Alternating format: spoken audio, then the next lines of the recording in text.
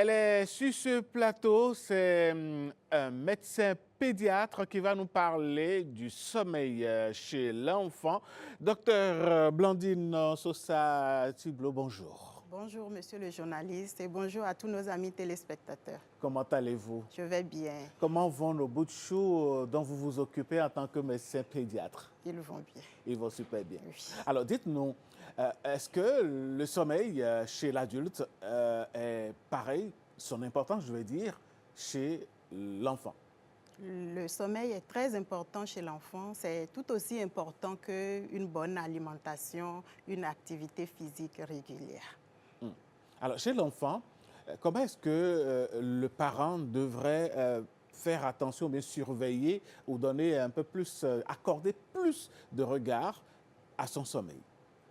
Chez l'enfant, il faut que le parent observe des signes qui peuvent lui indiquer que l'enfant ne dort pas bien ou que l'enfant a des difficultés avec son sommeil. Ces signes peuvent être par exemple un enfant qui est très irritable, qui pleure tout le temps, ou bien qui en journée, il somnole de façon inhabituelle, ou lorsqu'il arrive le moment de coucher, c'est un enfant qui a peur de s'endormir, qui refuse de s'endormir, ou alors le matin, l'enfant a beaucoup de difficultés à se réveiller. Tous ces signes doivent orienter les parents à rechercher une anomalie. Alors justement, cette anomalie-là, comment est-ce que cela se traduit comment se traduit-elle cette anomalie de façon concrète chez l'enfant? Et est-ce qu'il y a des tranches d'âge sur lesquelles ces anomalies-là agissent? Ces anomalies vont agir sur toutes les tranches d'âge chez l'enfant. Et pour observer, le parent, il doit regarder, par exemple, si l'enfant il a des insomnies.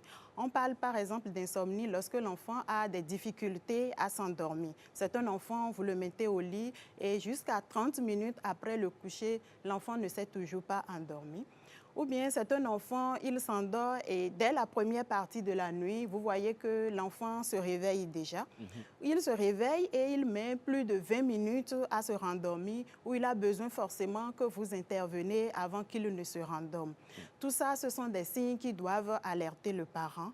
Ou bien c'est un enfant qui est très irritable et vous voyez, c'est un enfant qui au départ était déjà propre et qui à un moment donné, au cours de la nuit, recommence encore à avoir de l'énurésie. C'est des signes qui doivent alerter les parents à rechercher ce qui se passe. Quel impact le manque de sommeil ou bien les troubles de sommeil pourraient avoir sur l'enfant, surtout en matière d'apprentissage et de concentration?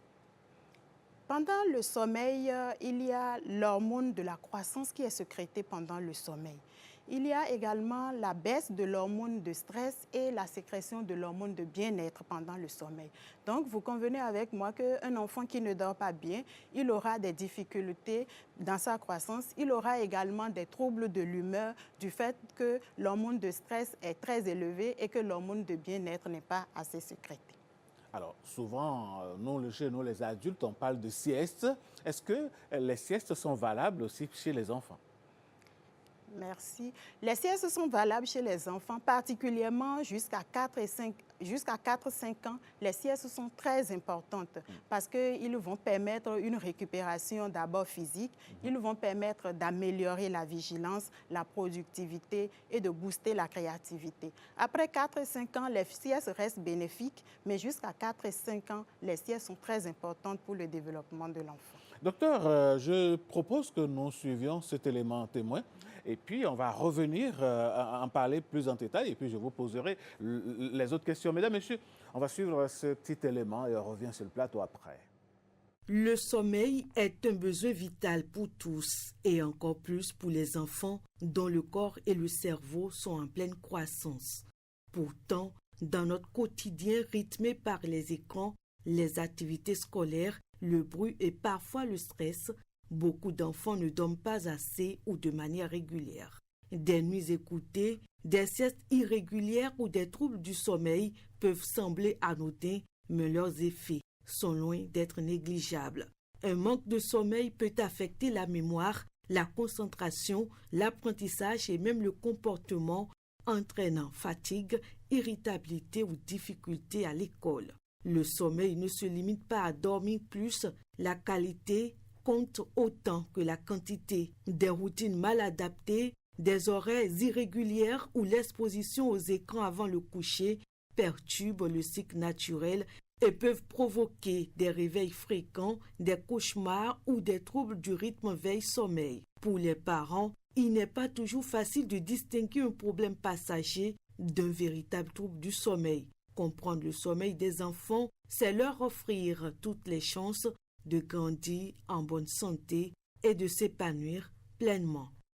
Docteur, retour plateau, dites-nous, aujourd'hui, comme un effet de mode, la plupart des parents offrent des tablettes, des téléphones à des enfants encore en bas âge. Est-ce que cela a une relation avec les troubles du sommeil? Merci. Les écrans peuvent agir beaucoup sur le sommeil des enfants parce que la lumière des écrans, lorsqu'un enfant va être avec sa tablette jusqu'au moment de s'endormir, le cerveau peut interpréter la lumière des écrans comme s'il faisait encore jour et ça va retarder l'endormissement. En dehors de cette lumière, lorsque cet enfant, les images qu'il a vues sur cet écran, ils peuvent rendre difficile la relaxation du cerveau, ce qui va retarder le sommeil. Si les images sont choquantes, cela peut encore provoquer des troubles chez l'enfant qui peut avoir des terreurs nocturnes, qui peut avoir des réveils et il ne va pas bien dormir du tout. Le temps que l'enfant met sur l'écran, ce temps va diminuer également son temps de sommeil, ce qui va avoir après des répercussions à long terme. Il va moins dormir, il sera fatigué, il peut avoir même à long terme des maux de tête ou bien une exagération de la sensibilité à la douleur. Tout ceci parce qu'il n'a pas beaucoup dormi, parce qu'il a passé beaucoup de temps sur les écrans. Alors, docteur, c'est vrai, on parle des écrans, mais revenons au cœur du foyer, l'alimentation. Est-ce que l'alimentation a un impact sur la nature et la qualité du sommeil chez l'enfant? L'alimentation, déjà un enfant, il doit manger correctement, doit avoir une alimentation équilibrée et plus particulièrement, il est conseillé le soir de donner une alimentation assez légère à l'enfant pour permettre à l'enfant de bien dormir.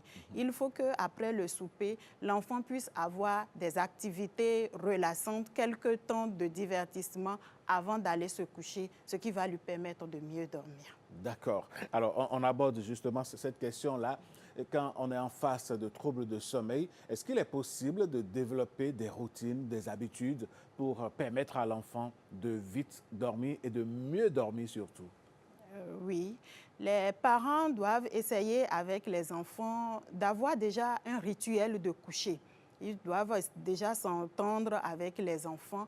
Le moment de coucher, c'est un moment qui est précédé, par exemple, des activités relaxantes.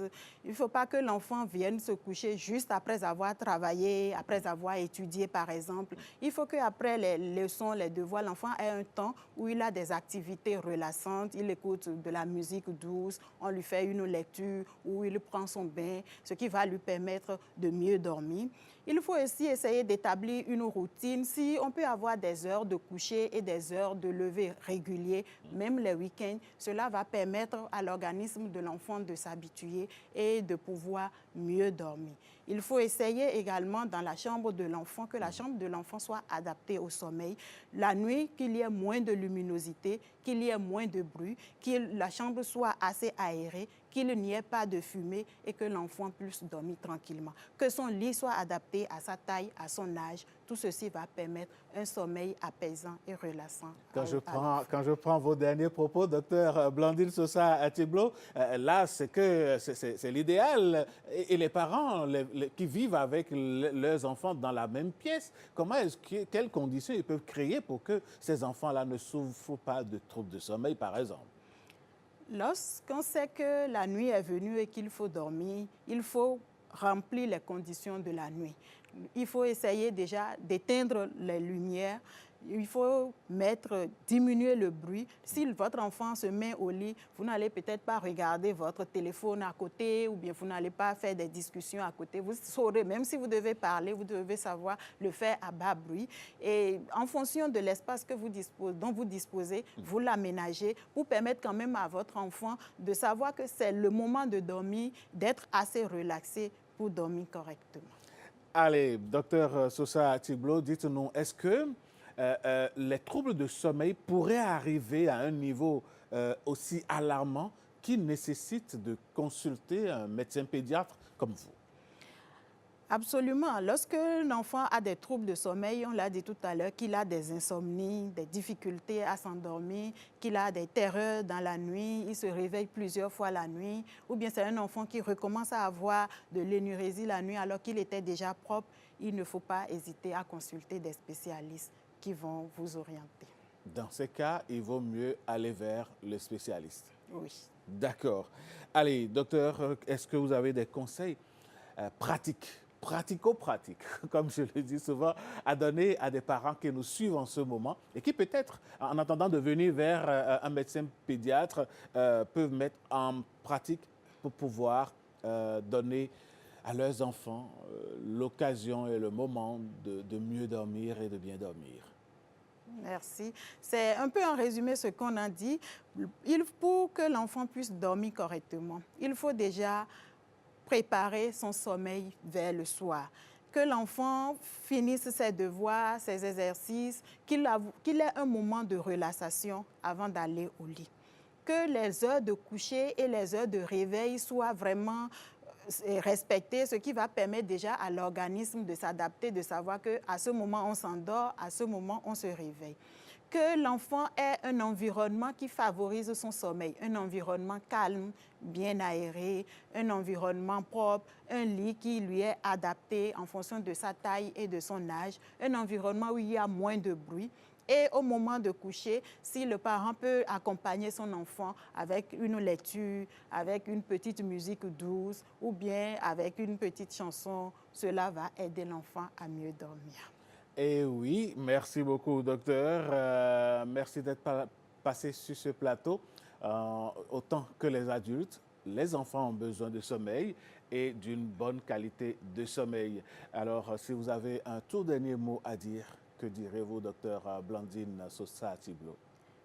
Je dirais aux parents que le sommeil est tout aussi important qu'une alimentation équilibrée pour le développement de leurs enfants. D'y veiller. Merci, merci à vous. Et ici, je le dis souvent, c'est chez vous. Revenez-nous quand vous voulez et nous allons pouvoir bénéficier de vos conseils, surtout pour nos enfants. Mesdames, Messieurs, voilà qui est donc clair.